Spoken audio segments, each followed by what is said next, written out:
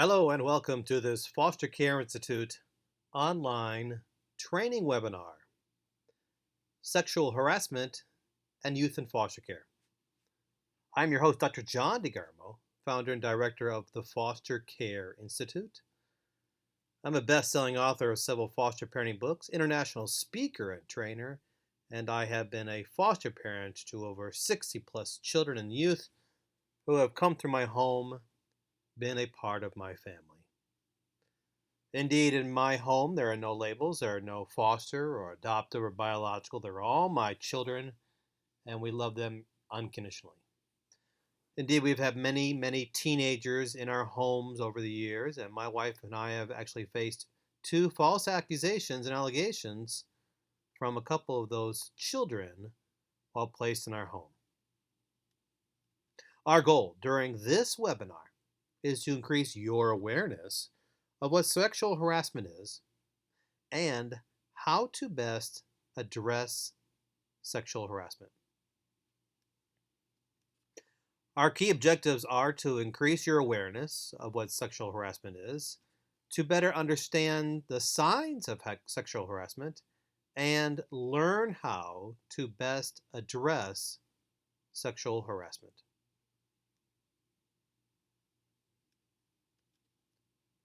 First of all, it's important to recognize what sexual harassment is and what it might look like.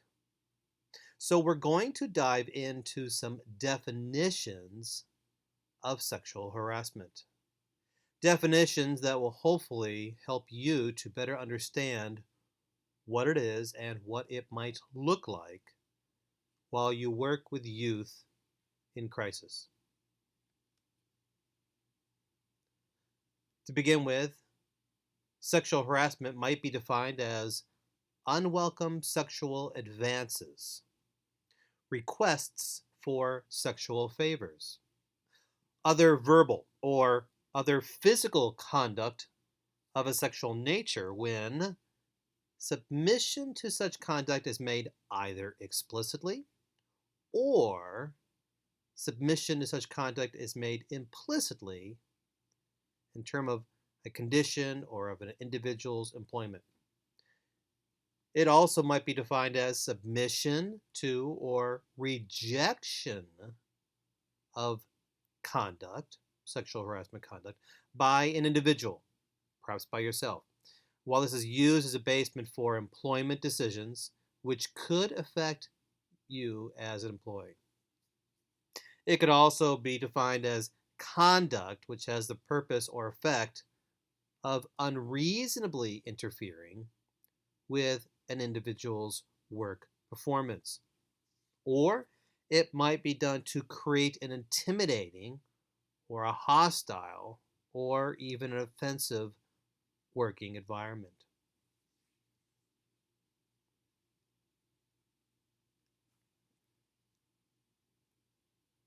A Johns Hopkins University study of a group of children placed in the foster care system in the state of Maryland found this. The study found that children in foster care are 4 times more likely to be sexually abused than people their age, their peers, not in the same setting. And children or youth in foster care group homes or residential homes are indeed 28 more times likely to be abused sexually. We thank the Johns Hopkins University study for this information.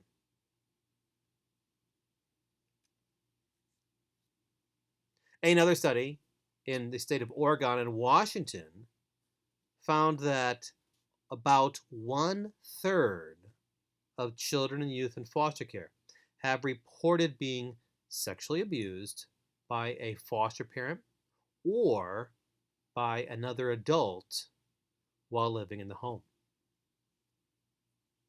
And we thank the state of Oregon and Washington for this study.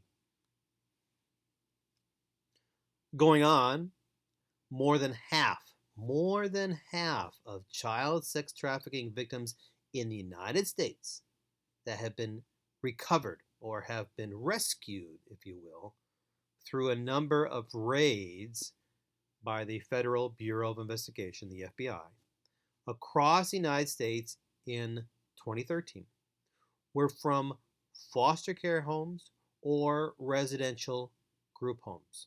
Again, more than half of child sex trafficking victims that were rescued in the United States were from foster care homes or residential homes. That's a staggering, staggering number.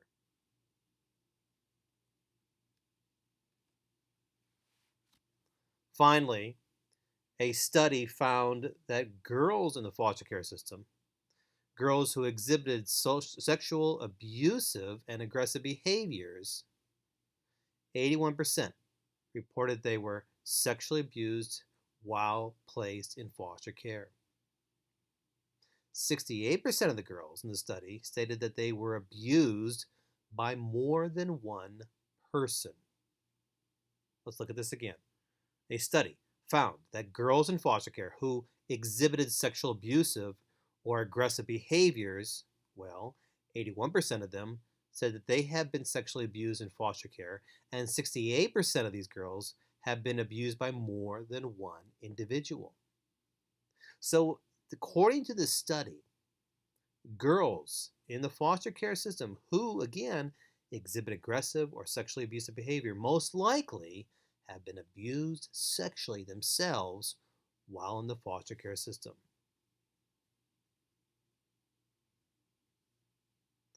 Now, let's look at sexual bullying. It's a type of bullying.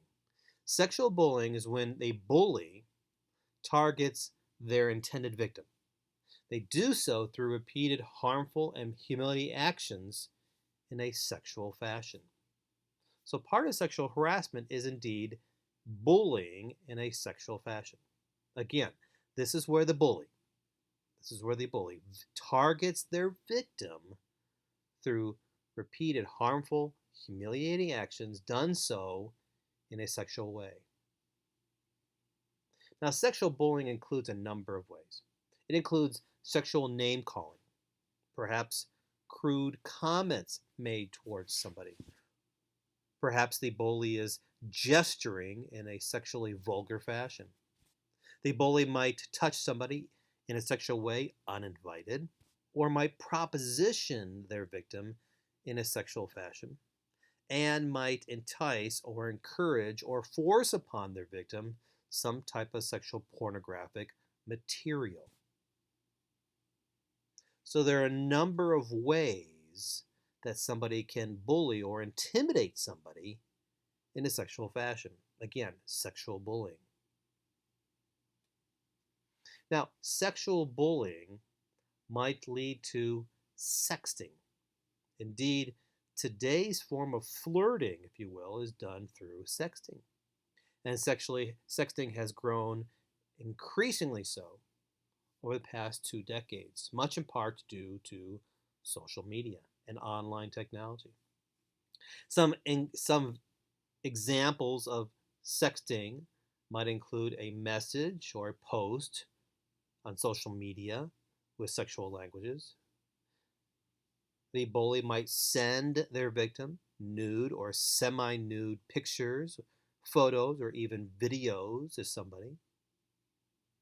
Other examples of sexting include photographs or videos of sexual acts done to the victim, live chats, online chats with somebody on a webcam, which might involve sexual acts. And finally, some screen captured photos or videos recorded from somebody else's social media site or even their online technology or phone. So sexual bullying is very closely related to sexual harassment. Now, let's examine, if you will, the different types of sexual harassment. And we're going to do so you can become more familiar with what sexual harassment might look like.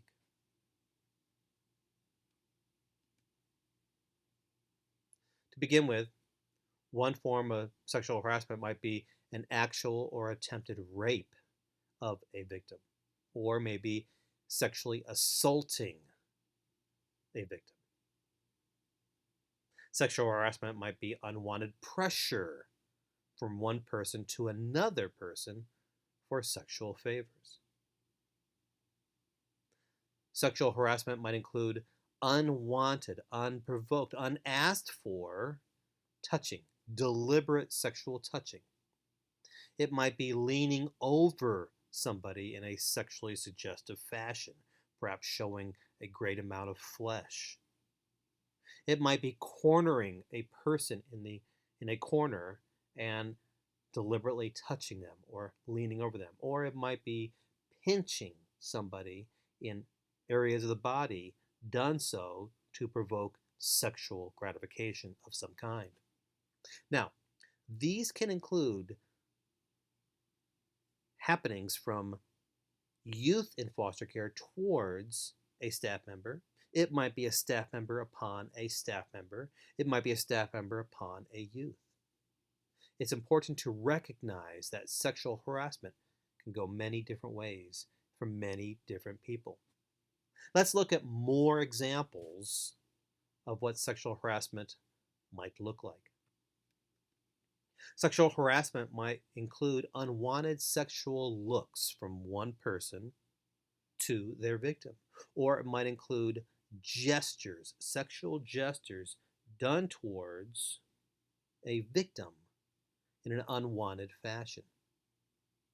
So, in essence, perhaps the victim has had somebody looking at them or gesturing at them in a sexual fashion whereupon they did not ask for it or want it or desire it. In addition, the victim might have unwanted letters or phone calls or materials placed upon them, shown towards them, directed towards them from their sexual harasser. So perhaps somebody is sending their victim letters written in a sexual fashion, making phone calls in a sexual way, or delivering material, magazines, videos, etc., of a suggestive nature, sexual nature, towards their victim, done so in an unwanted way. In addition, unwanted pressure to have a date with somebody, where the bully, the predator, if you will, is pressuring and pressuring and pressuring somebody to have a date with them and will not accept no as an answer. They keep asking, they keep asking, they keep asking until they pressure somebody to say yes. This is a form of sexual harassment. Yet there are other forms of sexual harassment that we must be familiar with as well. When somebody makes a sexual joke or sexual remark or teasing somebody in a sexual fashion or asking questions in a sexual nature, done so towards their victim in an unwanted or undesirable fashion, this is indeed an example of sexual harassment. So if somebody in the workplace is making sexual remarks, sexual jokes, or jokes regarding sexual nature of some fashion, or asking questions from one person to another in a sexual way, this could be sexual harassment.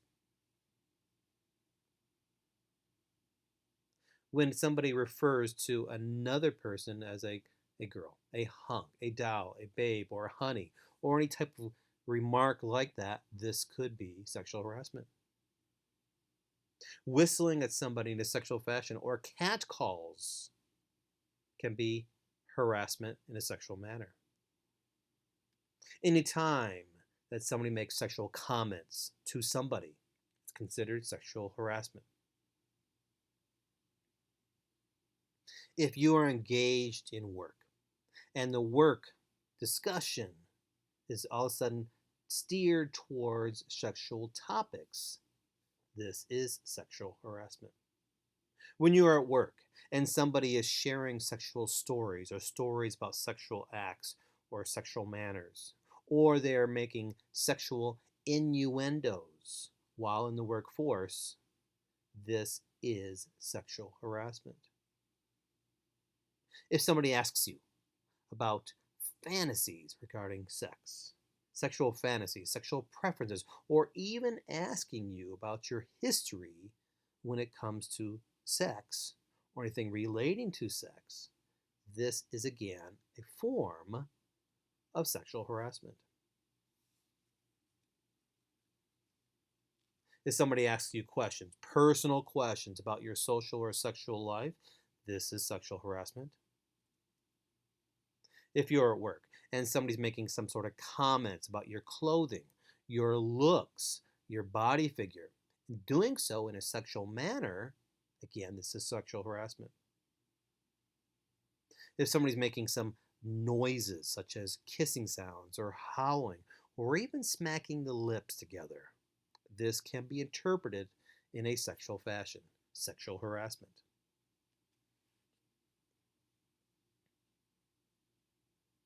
If somebody at work is telling lies about you or spreading rumors about you regarding your personal sex life, this is sexual harassment. If somebody comes up to you and asks to massage your neck while at work or does so without even asking, just engages in massaging your neck without asking, this can be interpreted as sexual harassment. If somebody in the workforce touches your clothing, touches your hair, touches your body, or if you do so, again, this is sexual harassment. If you should give somebody personal gifts, gifts that relate to your personality in some way, this could, at work, this could indeed be this could be interpreted as sexual harassment.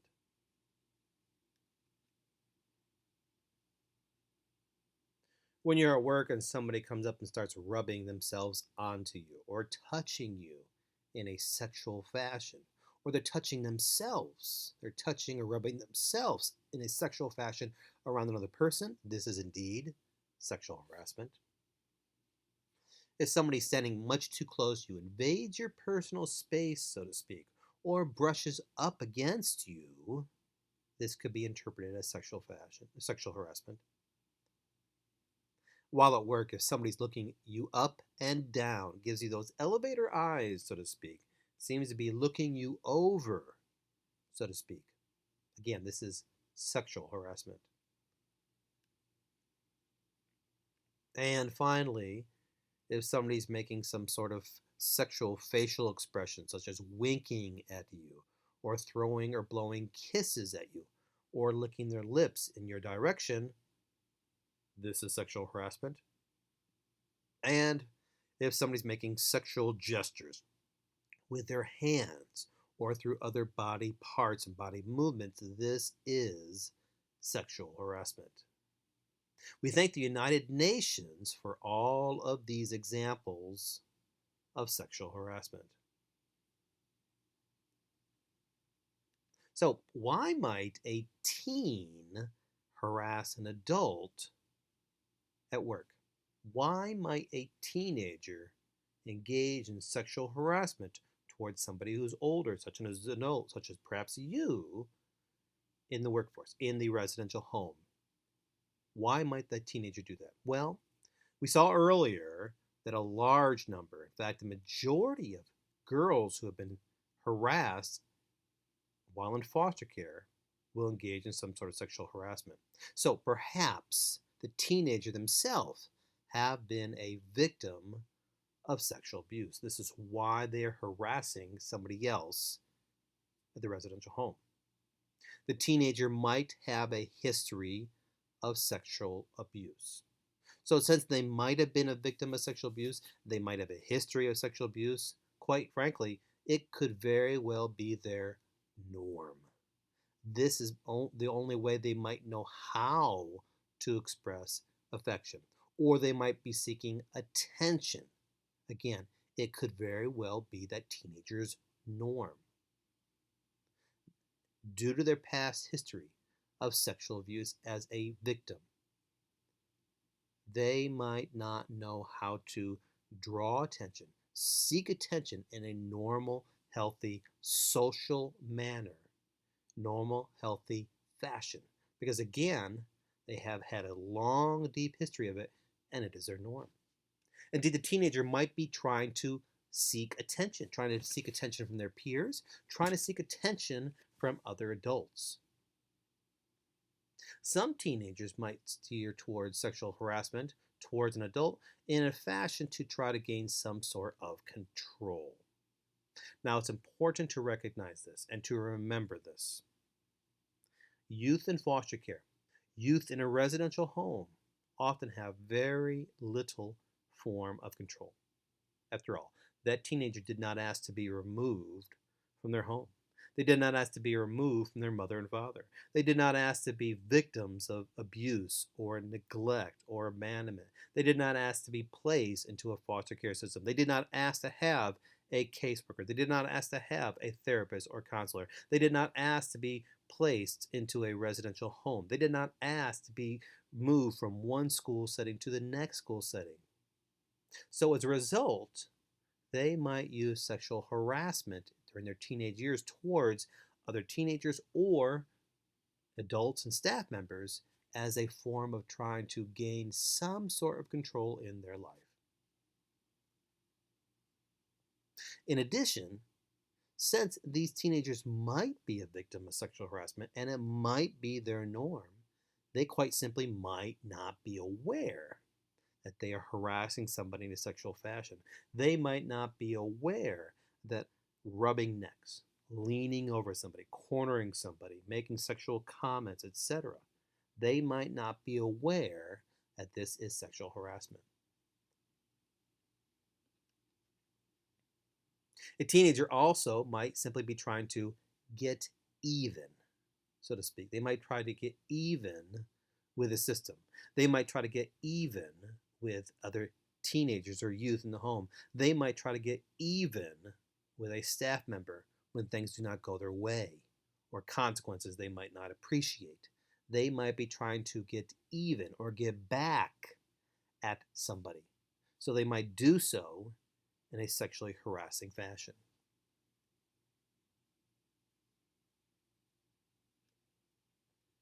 Now, when it comes to sexual harassment, many times false accusations and false allegations are made. A teenager might make a false accusation or allegation towards an adult or staff member, might accuse the staff member of sexually harassing the teenager. Or perhaps other staff member might accuse in a false fashion of another staff member making a sexual harassing move. But let's look at it from the teenager's point of view. Perhaps a teenager has made a false accusation against an adult, a staff member in the home. What do these false accusations do?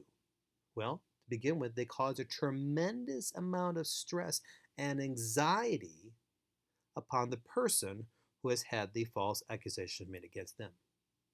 If you are the victim of a false allegation in a sexual fashion, perhaps by a teenager or youth in the home, perhaps by another staff member, again, this can bring tremendous stress and tremendous anxiety upon you.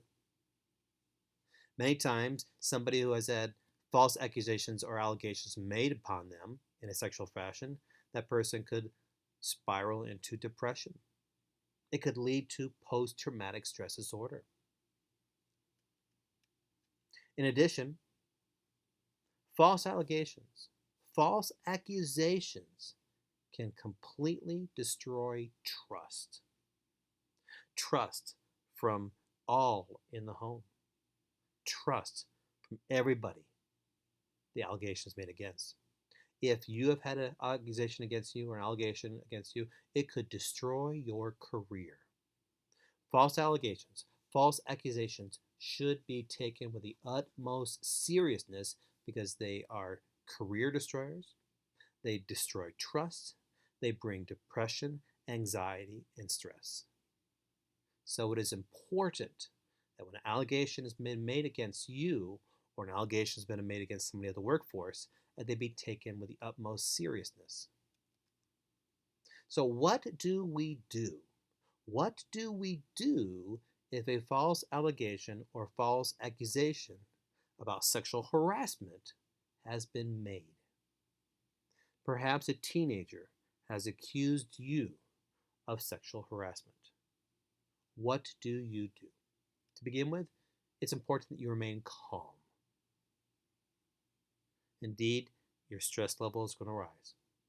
You might be filled with anxiety, but you must remain calm. Do not seek any sort of retaliation of any kind. Do not seek to retaliate in any way. Do not try to get back at the person in any way, because it will make you look unprofessional. And this will hurt you in the long run. If you should try to retaliate against the accuser in some way, it can cause you to look guilty. Indeed, retaliation can work against you as evidence. So remain calm and do not retaliate in any way.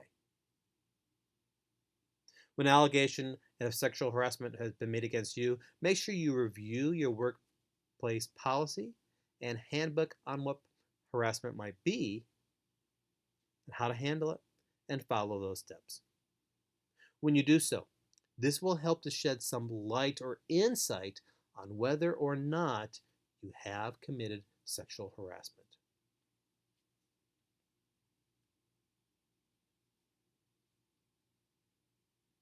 When it comes to false allegations and false accusations, at no time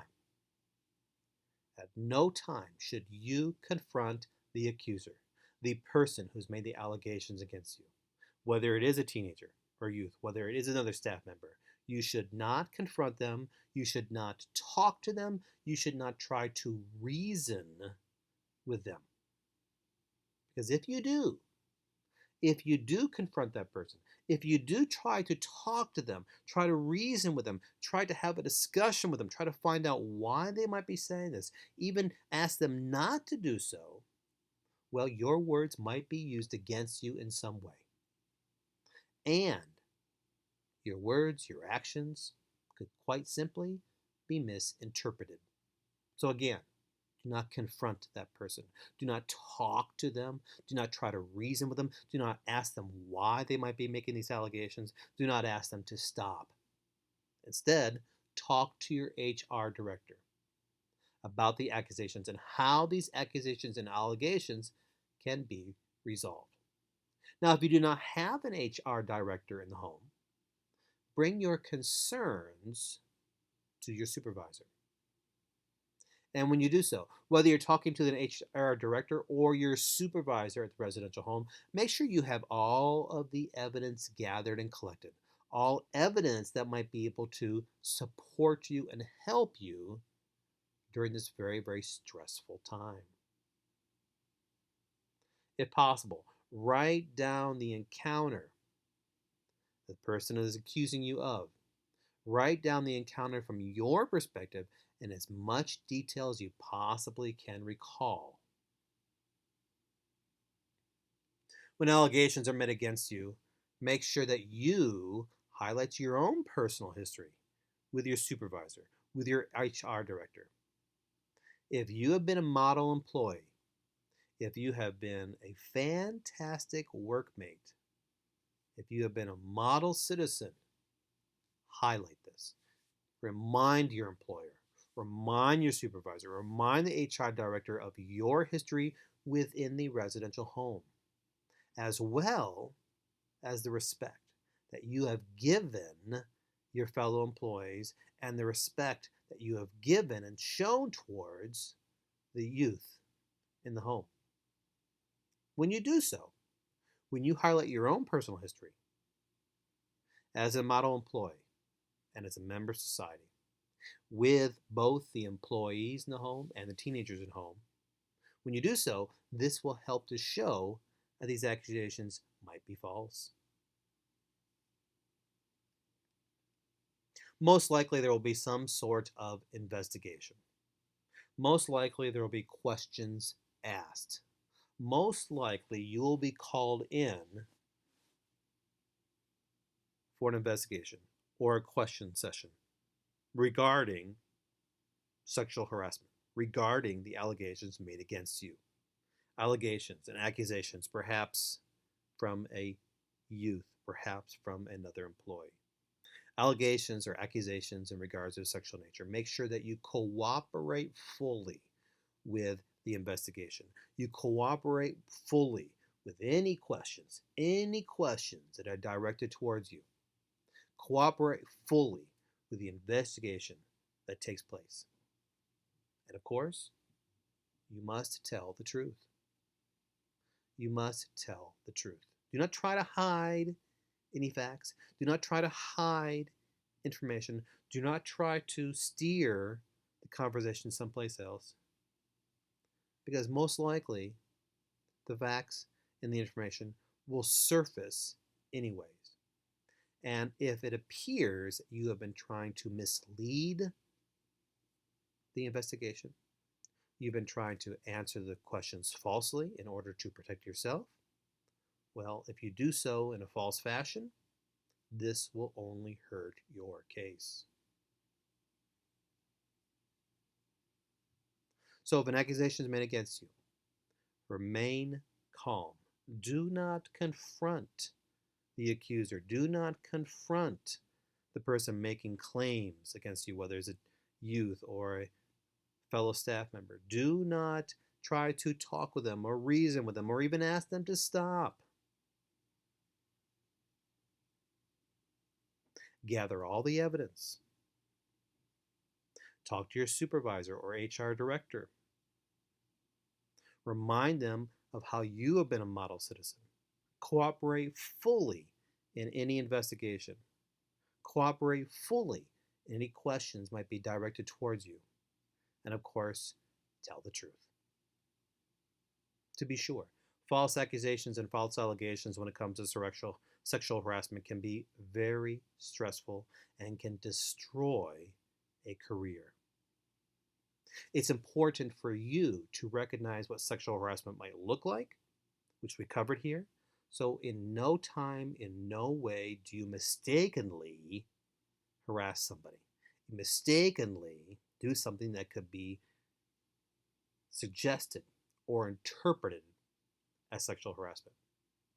So I'm going to encourage you to go through this webinar one more time to look at what sexual harassment looks like so you can ensure that at no time, in no way, you're doing anything that might suggest that you're harassing somebody in a sexual fashion.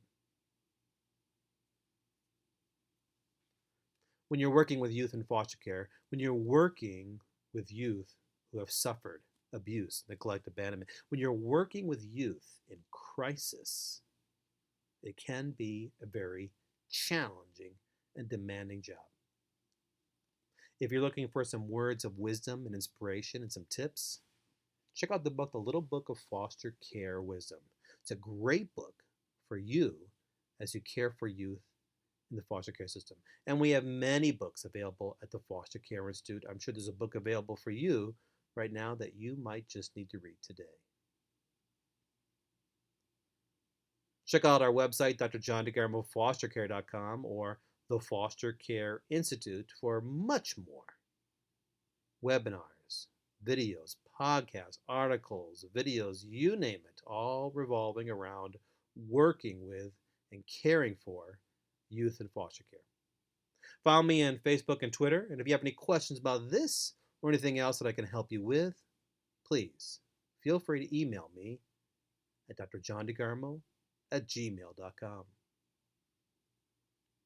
My friend, your job is challenging. Your job is stressful, and there are times you might feel you're not making a difference. I can assure you that you are. I can assure you that what you're doing matters. I can assure you that you are changing a teenager's life. And I can assure you this: what you do each day inspires me. What you do each day as you care for teens in the foster care system, it inspires me. So thank you for all that you're doing. For the Foster Care Institute, I'm Dr. John DeGarmo.